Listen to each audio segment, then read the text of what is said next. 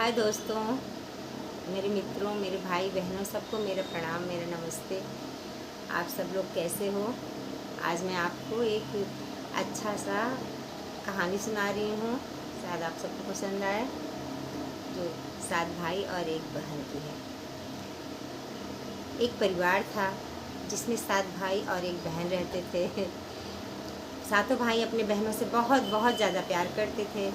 धीरे धीरे सब बड़े हो गए। बड़े हुए तो सातों भाइयों की शादी हो गई, 7 भौजाई आ गई। अब परिवार बड़ा हो गया तो भाई लोग सोचे कि अब कुछ कमाने के लिए बाहर जाते हैं हम लोग। तो सबसे बोले कि हम लोग बाहर जा रहे हैं कमाने के लिए, आप लोग हमारी बहन का बहुत ध्यान देना। अब भौजाई लोग सब कहने लगी कि आप लोग जाइए ना, काहे चिंता करते हैं, हम लोग तो है ना, हम लोग तो इनको हाथ पे लिए रहेंगे।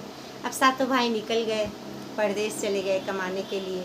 अब उनके जाने के बाद यहाँ सारी भौजाई लोग उसको इतना सताने लगी, इतना सताने लगी कि बेचारी को पूछिए नहीं। एक दिन एक भाभी कहती है उसकी कि जाओ तुम जो है धान लो और झाके इसका चावल बना के लेके बाहर से आओ, नहीं तो खाना नहीं मिलेगा।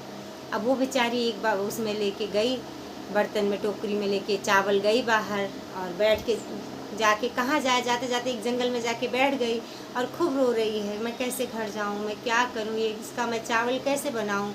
इतनी में उसको रोते देख वहाँ पे बहुत सारी जो गौरैया चिड़िया होती हैं वो आ गई, ची ची ची ची करके उसको गले लगाने लगी।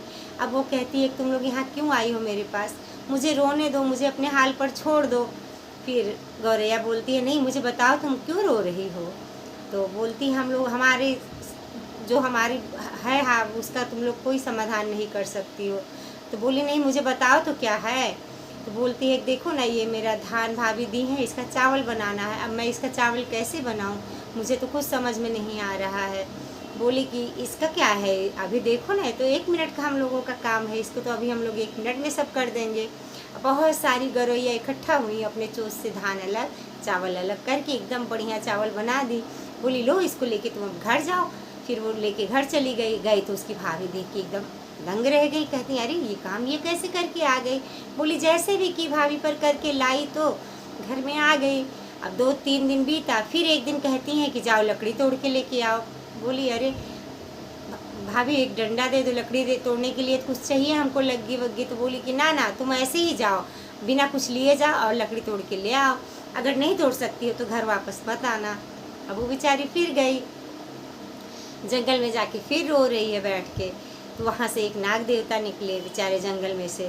तो उसको देख के वो डर गई। तो वो बोले डरो मत, डरो मत, मैं तुम्हारे पास आया हूँ, बताओ क्यों रो रही हो। तो बोली कि मेरी भाभी ने मुझे ऐसे ऐसे बोला है कि जाओ लकड़ी तोड़ के ले आओ। अब मैं कैसे इतनी ऊंचे पेड़ पे मैं लकड़ी कैसे तोड़ूँ। बोली है नहीं तोड़ना, के ले आ पाओगी तो घर वापस मत आना। फिर वो बोला कि इसमें क्या बात है, अभी देखो मैं तुम्हारी लकड़ी सब तोड़ देता हूँ।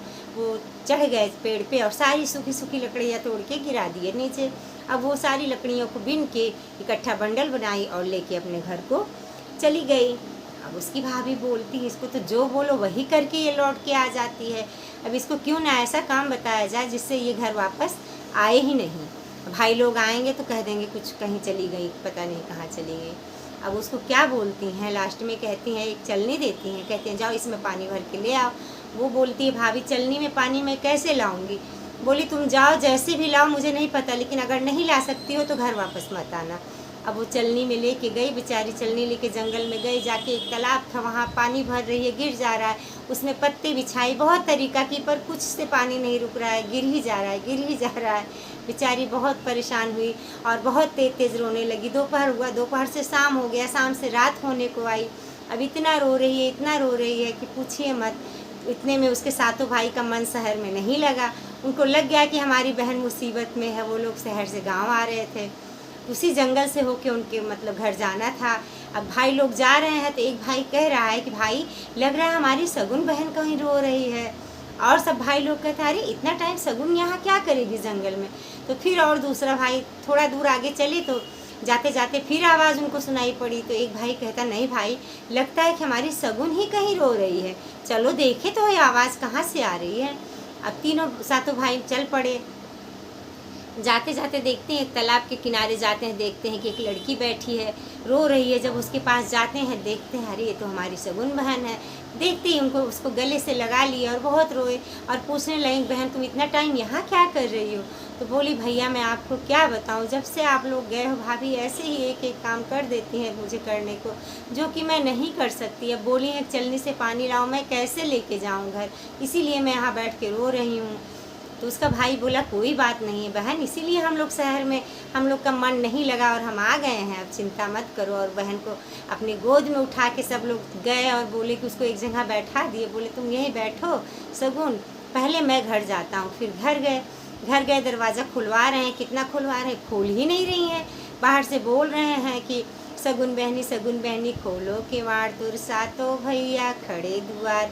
कुछ खोली, फिर अंदर से भाभी लोग क्या कर रही हैं, सगुन बहनी ना खोलूँ केवाड़, मोर जियरा के लाग हैं साथ तो ठगहार। वो खोल ही नहीं रही हैं, एकदम खोल ही नहीं रही हैं। अंत में वो बढ़ई को बुला के और दरवाज़ा को चिड़वा दिए और अंदर गए तो सबसे पहले पूछते, तुम लोग दरवाज़ा क्यों नहीं खोली? बोली वो तो फंस गया था, कुंडी खुल ही नहीं रहा था। बोले अच्छा। फिर उसके बाद बैठे तो पूछते हैं, मेरी सगुन बहन कहाँ है, दिखाई नहीं पड़ रही हैं। तो कोई बोलता अरे अभी तो यहीं बैठी थी, अभी तो दूध भात खा रही थी। कोई कहता अरे अभी तो कंघी किए थे उनका। कोई कहता अभी तो गाना गा रही थी यहीं बैठ के। सब अपना अपना कह दिया। फिर भाई लोग बोले ठीक है हम तो तुम लोगों की सुन लिए, अब मेरी भी सुनो, मुझे पता है कि हमारी बहन कहाँ है। बोले आपको पता है? बोले हाँ, वो रो रही थी जंगल में जहाँ उसको भेजे थे तुम लोग। उसके बाद बहन को बुलाए, जब बहन अंदर आई तो देख के वो लोग एकदम बहुत ही डर गई। बोले कि मुझे माफ़ कर दो। फिर भाई लोग बोले कि ऐसे तो नहीं माफ़ी मिलेगी, लेकिन चलो मैं एक तरीका करता हूँ। क्या किए, एक बड़ा सा जो है कढ़ाई में तेल गरम किए और बोले इसमें सब लोग को अपना हाथ डालना है, जो जिसका हाथ जल जाएगा वो सब मेरी बहन को प्रताड़ित किया है, और जो नहीं सताया है उसका हाथ इसमें नहीं जलेगा। अब जब तेल उबलने लगा, सबको उसमें बारी बारी से हाथ डलवाए, सबका हाथ डल गया। जो सबसे छोटी थी उसका हाथ नहीं जला, वो मानती थी, लेकिन अब उन लोग के आगे उसका कहाँ चलता। फिर उसके बाद देखे सबका जल गया तो सबको बोले कि तुम लोग हमारे घर में रहने के लायक नहीं हो, मेरे घर से निकल जाओ। 7-6 जन को निकाल दिए, जो छोटी वाली थी वही रही और अपने बहन को लेके खूब प्यार से वो अपने घर में रहने लगे। बोले बहन अब मैं शादी ही नहीं करूँगा और अपनी बहन को कभी ऐसे छोड़ के शहर नहीं जाऊँगा। फिर वो अपनी बहन के साथ रहने लगे। मेरे भाइयों, अपनी बहन को हमेशा खूब खूब खूब सारा प्यार कीजिएगा।